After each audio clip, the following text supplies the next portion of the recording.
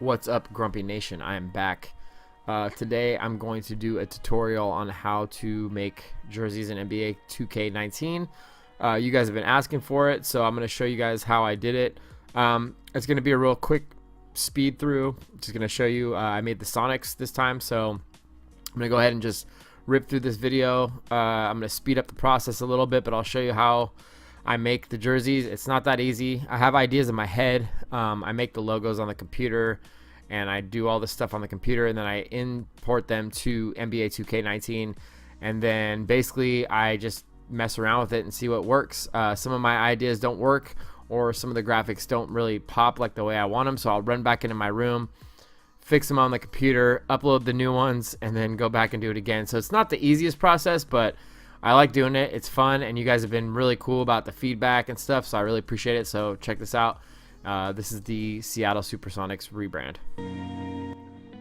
Alright, so lately you guys have been asking about the logos and how I do certain things, so I figured I'd just do this really quick and show you. Now, I did speed it up because it's a long process, but basically I make all these logos in my computer, and then I import them into the 2K servers, and then I download them when I get on the game. If you want to know how to do that, it's pretty simple. If you have a program that can create PNGs, so transparent PNGs or PSDs, you basically save it, and 2K servers has a template that shows you. So all the main logos for the jerseys and stuff have to be 1024 by 1024, which is pretty simple. So I have already set up a spot for the 1024 by 1024, and then I just make the logos and I save them, you know, as a PNG, which is a transparent file. And I do alternate colors of the same logo, and I resize them and try to make them fit. The bigger you can get into the 1024 by 1024 without, you know, going outside the lines, the better it'll look when it's stretched out on the game. So, you know, the bigger it is, the better it looks quality-wise on the court.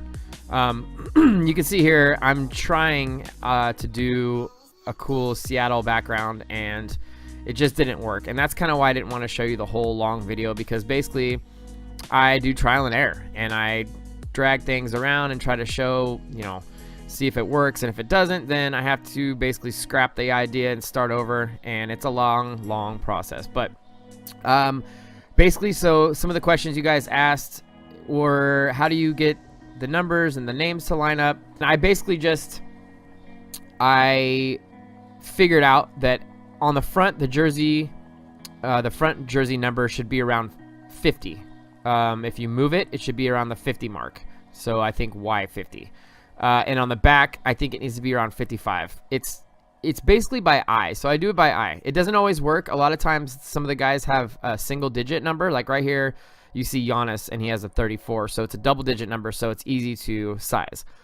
Certain guys that have a 0, sometimes it's not that easy to size, and so basically you got to wait until you get in game and look and see if it looks cool. And if it doesn't, you know, if it's off center, then you go ahead and just fix that, and you go back in and change it up and stuff. But like I said, it's basically all by eye, and all the graphics and stuff, I try to do it all on my computer and upload, and like I said, try it. If it doesn't work, I go ahead and go back in and redo a logo or change the style of it or whatever I do. And you know, I do have a theme. I feel like usually on the front of the jersey, I like the number to be a different color than the back of the jersey, unless it's like a two-tone jersey. But right here you can see I've got the yellow numbers on the front, and then white numbers on the back, and the logo up front is white, so that's why I have the yellow numbers. I don't like to do white logo, white numbers. It's just overkill sometimes, so I try to just change it up, and you just got to do what looks cool.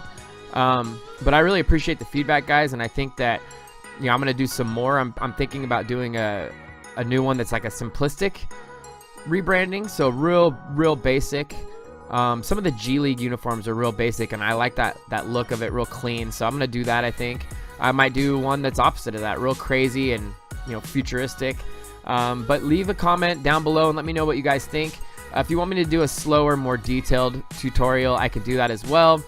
But you can slow this video down, and you can also pause it and see kind of where I'm going with the numbers. But again, it's mostly by eye.